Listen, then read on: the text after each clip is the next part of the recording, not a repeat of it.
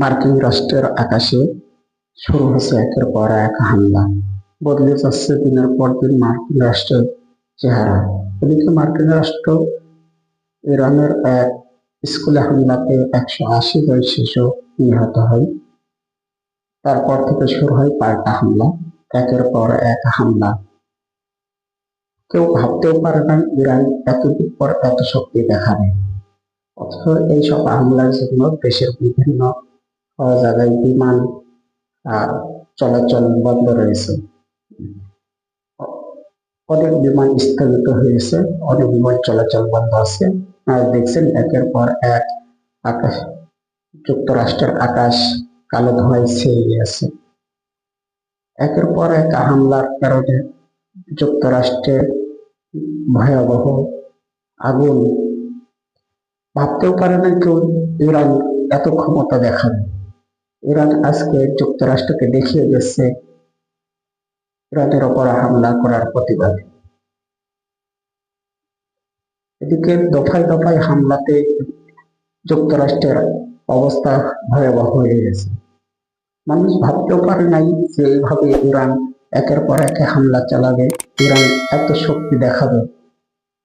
ধ্বংসস্তূপ করে ফেলেছে জায়গায় জায়গায়, বিশেষ করে মার্কিন সেনা ঘাঁটিগুলো একের পর এক ধ্বংস করে ফেলেছে। নেতানিয়াহু আয়াতুল্লাহ খমেনির মৃত্যু সংবাদ ছড়ানোর পরে একের পর এক হামলা চালায়। একের পর এক হামলা চালিয়ে যুক্তরাষ্ট্রের বিভিন্ন জায়গায় ইসরায়েল, যুক্তরাষ্ট্র, মধ্যপ্রাচ্য গুলা একের পর এক হামলা চালাতে শুরু করে ইরান ও তেহরানে।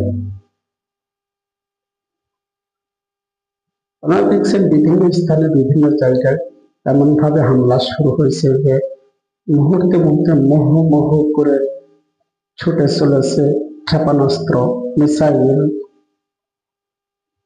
এবং যুদ্ধ বিমান। এদিকে সৌদি আরবের বাদশাহ এই বিষয়ে অনেকটা সুন্দর বার্তা দিয়েছে। তিনি এই হামলাকে ইসরায়েলের এই স্কুল হামলাকে নিন্দার প্রতিবাদ জানিয়েছে।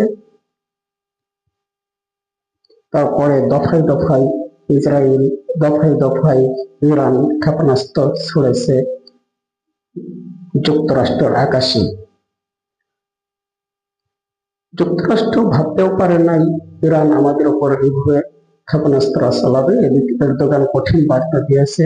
দেশের এই পরিস্থিতিতে মধ্যপ্রাচ্যের বিভিন্ন দেশ থেকে লোকজন দেশে ফিরতে শুরু করেছে। এদিকে শাহ আহমদ বিমানবন্দরে 6টি ফ্লাইট বাতিল হয়ে গিয়েছে এবং 54টি ফ্লাইট বাতিল হয়েছে শাহজালাল হজরত আন্তর্জাতিক বিমানবন্দরে। এইভাবে লোকজন, এদিকে ইসরায়েল এত সন্ত্রাস্ত অবস্থায় তারা তাদের নিরাপত্তায় অবস্থায় বাংকারে ঢুকতে শুরু করেছে জীবনের নিরাপত্তার জন্য। একের পর এক হামলা চালাচ্ছে মার্কিন, একের পর এক হামলা চালাচ্ছে মার্কিন যুক্তরাষ্ট্রে, ইরানের তেহরান। বিভিন্ন দেশের ফ্লাইট বন্ধ রয়েছে আকাশপথের দুরবস্থার জন্য। মুহূর্তে মুহূর্তে ছোড়া হচ্ছে মিসাইল, ক্ষেপণাস্ত্র। এই মিসাইল ক্ষেপণাস্ত্র ছোড়ার কারণে দেশের বিভিন্ন স্থানে, মধ্যপ্রাচ্যের বিভিন্ন স্থানে ধ্বংসস্তূপে পরিণত হচ্ছে। আমেরিকার সেনা ঘাঁটিগুলো গুড়িয়ে দিচ্ছে, ইরানের ক্ষেপণাস্ত্র হামলা। আসলে মধ্যপ্রাচ্যকে ইসরায়েল এবং আমেরিকা কোনো ভাবতেও পারে নাই ইরান এত ক্ষমতা দেখাবে, এত দাপট দেখাবে। আজ আমি বলবো মুসলিম দেশগুলা এক হয়ে ইসরায়েল এবং মধ্যপ্রাচ্য দেশ আমেরিকা গুলোকে সাহিত্য করে একটা সময় এসেছে। সবাই যদি এক হয় নিশ্চয় ভালো কিছু হবে এবং উচিত শিক্ষা দেওয়ার একটা সময় এসেছে। এদিকে ইরান তার ভূখণ্ডকে অক্ষুণ্ণ রাখার জন্য ইসরায়েলের উপর আক্রমণাত্মক ভূমিকা চালাতে আছে। একের পর এক ক্ষেপণাস্ত্র ছাড়তেছে, মিসাইল ছাড়তেছে, যুদ্ধ বিমান ছাড়তেছে।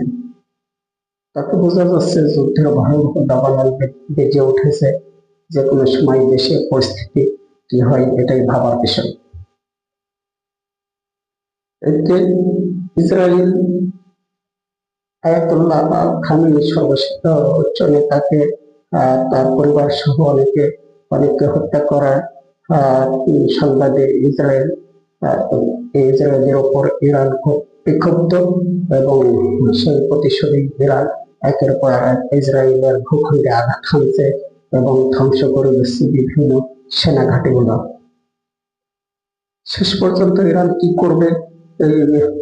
শেষ পর্যন্ত ইরান কি মার্কিন সেনাবাহিনীর ঘাঁটিগুলো গুড়িয়ে দেবে? এইভাবে যদি ধ্বংসাত্মক অস্ত্র ছাড়তে থাকে, ক্ষেপণাস্ত্র ছাড়তে থাকে, মিসাইল ছাড়তে থাকে, তো একদিন আমেরিকার কর্তৃত্ব হয়তো বা শেষ হয়ে যাবে। আসলে তো ক্ষমতা কারোর স্থায়ী নাই, জুলুম এবং নির্যাতনের জন্য একদিন না একদিন তার ক্ষমতা ভূলুণ্ঠিত হয়েই যায়। তদ্রূপ হয়তো সেটাই হতে যাচ্ছে আমেরিকার এই ইরানের হামলার প্রতিবাদে। ইরান দফায় দফায় হামলা চালাচ্ছে। ইরানের মধ্যপ্রাচ্যের আকাশগুলা হয়ে উঠছে ভয়ঙ্কর এবং পরিণত হচ্ছে ধ্বংসস্তূপে। আসলে ইরানের এত কিছু করার ইচ্ছা হচ্ছে আয়াতুল্লাহ খোমেনির ও তার নিকটতম আত্মীয় স্বজনের উপর হামলা চালানোর প্রতিবাদে।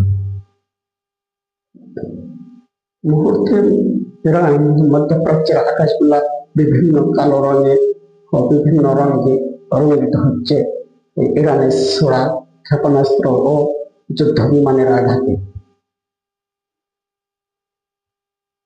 এদিকে নেতানিয়াহু ও ডোনাল্ড ট্রাম্প হয়তো বা কি পরামর্শ করছে, কিন্তু মুহূর্তে মুহূর্তে ছোড়া হচ্ছে ইসরায়েল এবং মধ্যপ্রাচ্যের আকাশে যুদ্ধ বিমান, ক্ষেপণাস্ত্র, ধ্বংসাত্মক কার্যক্রম। মধ্যপ্রাচ্যের মানুষগুলো অনেকটা আতঙ্ক এবং ভীত সন্ত্রস্ত। ইরান এত শক্তি এতদিন পরে কোথায় পেল? একের পর এক ধ্বংসস্তূপ আর ক্ষেপণাস্ত্র ছোড়ার কারণে সাধারণ মানুষ উৎকণ্ঠা উদ্বিগ্ন, কি করবে ভেবে পাচ্ছে না। আয়াতুল্লাহ খামেনির এত ক্ষমতা দেখাচ্ছে যে ইরান মুহূর্তে মুহূর্তে ছাড়ছে যুদ্ধ বিমান এবং কঠিন হুঁশিয়ারি এবং এর তীব্র নির্বাচনে একের পর এক প্রতিশোধের মিসাইল, প্রতিশোধের অগ্নিঝরা